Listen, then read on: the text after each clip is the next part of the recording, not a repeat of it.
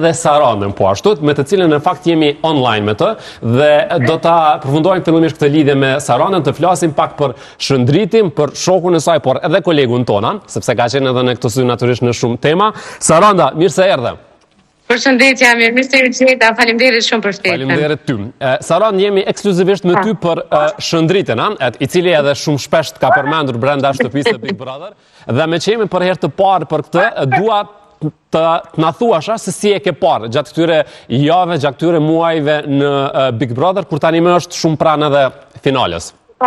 Shiko, Amir, kur një person nga afër dhe i ki pritshmëritë e larta për to dhe e din sigur se çka pritet prej tij.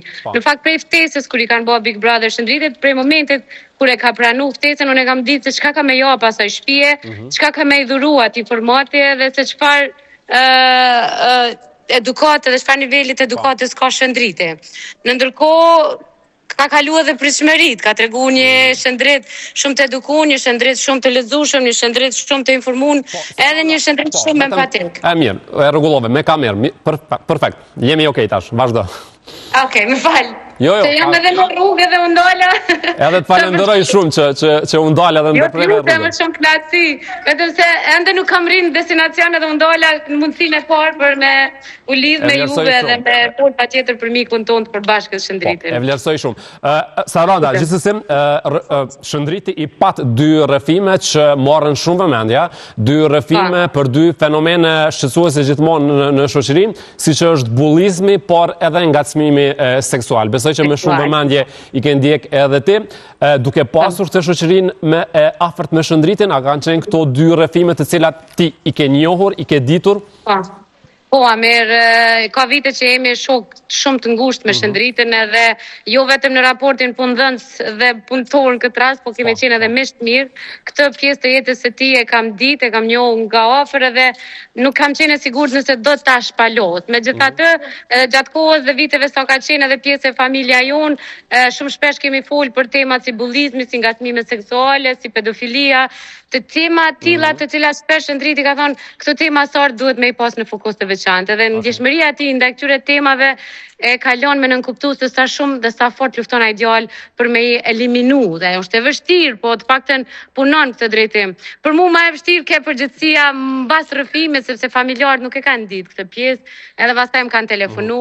Po është që pra familjarët për herë të parë kanë dëgjuar këtë në televizor apo jo?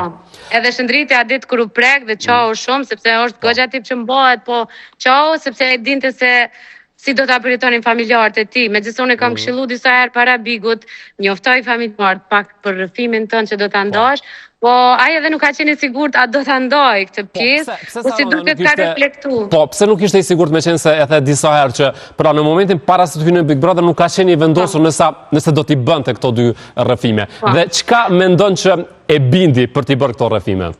Unë mendoj që e bindi thjesht reflektimi që bëri aty brenda, duke parë nivele të ndryshme të njerëzve, edukata të ndryshme, qëndrime të ndryshme, dhe unë mendoj që janë disa personazhe aty të cilat Shëndritit i kujtuan që jashtë rrethohemi me njerëz jo shumë të mirë, jo shumë empatik, jo shumë dashur, dhe njerëz që janë egoist, egocentrik, që e duan vetëm veten e tyre, edhe Shëndriti i thiri mendje se ndoshta mund të bullizohet ose mund t'i përdoret edhe nga persona të tjerë rrëfimi me konotacione tjera, por prapse i thirrë mendje dhe ta po, unë do të jem zoni i kretë atyre që kalojnë diçka të tillë, edhe do të mundohem ta luftoj si fenomen, si çdo herë Shëndriti e njeh dhe ti Amir nga afër fenomenet negative. Shëndriti ka qenë në këto debate ku janë bërë për këto fenomene, ka qenë gjithmonë i gatshëm për t'u bashkuar.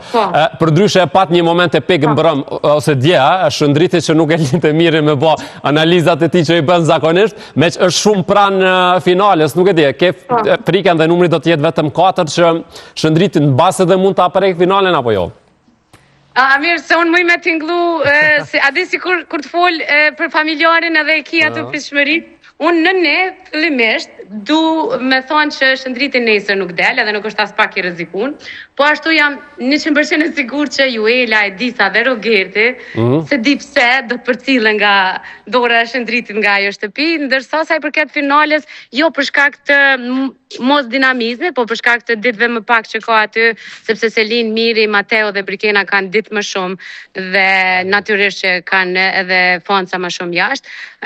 Për të finala, do doja, jam 50-50, nuk e di, jam skeptike, nuk po du me thonë fjalë të mëdhoja, por pse kam një ndjesi nga dinamikat e ti, normalisht, jo vetëm nga raportet miqësor që kemi, po nga dinamikat e ti, nga nivelli edukatës që ka tregu, nga argumentimet që ka, nga qëndrimet që ka, nga sinceriteti, çdo gjë tjetër, mendoj që Rukirti e Disa dhe Juela do dalin para Shëndritit. Saranda, të falenderoj që u lidhe, besoj që një moment tjetër do t'jemi edhe drejt për drejt, ndoshta edhe Shëndritin do ta kemi këtu dhe uroj mos t'i ngel hatrin këtë deklaratën tënde që po e thua 50-50.